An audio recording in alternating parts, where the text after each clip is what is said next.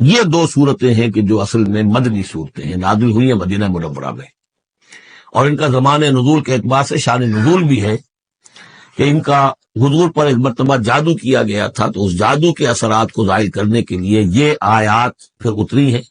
اور حضور نے پھر جب ان کی بات بار بار تلاوت کی ہے تو وہ جادو کے اثرات، ایک یہودی نے کیا تھا جادو آپ پر،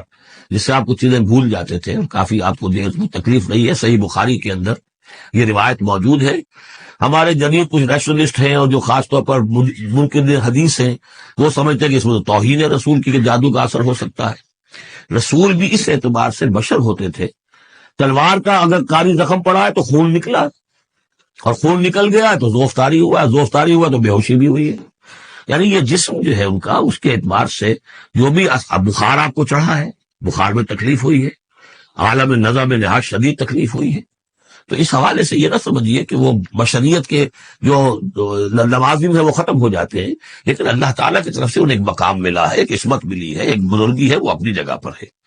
تو جادو کا وہ واقعہ بالکل صحیح ہے جو ہوا ہے، لیکن اس کے لیے اب یہ دو صورتیں ہیں، اور یہاں خاص طور پر نوٹ کر لیجئے کہ یہ معوذتین، یہ ایک صورت بھی ہو سکتی تھی، لیکن قرآن حکیم میں جو عام مزاج ہے کہ صورتیں جوڑوں جوڑوں کی شکل میں ہے، تو دو حصوں میں تقسیم کر دیا۔ اور اس کی تقسیم کیا ہے؟ ایک وہ چیزیں ہیں جو انسان پر باہر سے حملہ آور ہوتی ہیں، اور ایک چیز وہ ہے جو انسان کے اپنے اندر سے حملہ آور ہوتی ہے۔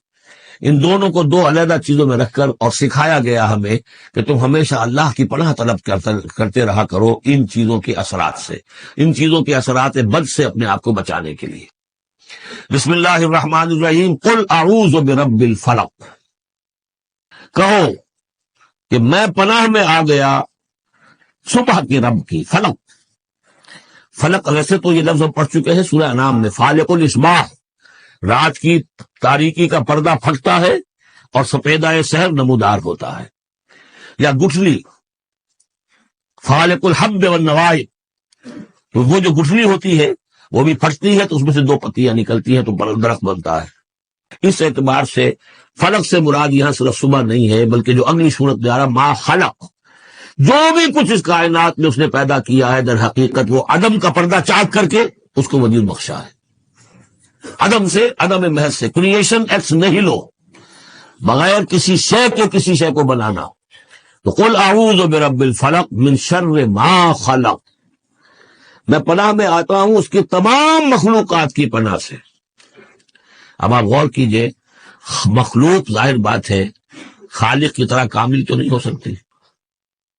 مخلوق کے اندر کوئی نہ کوئی پہلو جو ہے وہ کمی کا، تقصیر کا، نقص کا رہ جائے گا۔ تو گویا کہ ہر مخلوق میں شر کا پوٹینشل ایلیمنٹ موجود ہے۔ یہ دوسری بات ہے کہ اللہ تعالیٰ کسی کو سہارا دے دے، کسی کو تو اپنی طرف سے عصمت عطا کر دے، اپنی طرف سے خصوصی پروٹیکشن عطا کر دے، پوٹینشلی خلق جو ہے وہ گویا کہ مستلزم ہے، اس کے ساتھ شر کے اندر کا پہلو موجود ہوگا۔ قل اعوذ برب الفلق من شر ما خلق، یعنی وہ شر جو ہے خود اپنی جگہ پر کوئی علیحدہ مستقل وجود رکھنے والی شے نہیں ہے، بلکہ وہ شر جو ہے خلق کے اندر جو کمی کا پہلو ہے۔ جیسے ہم نے انسانوں کے بارے میں پڑھا، خلق الانسان من عجل، انسان کی سرشت میں جلد بازی ہے۔ خلق الانسان ضعیفا، انسان کمزور پیدا کیا گیا ہے۔ وہ جو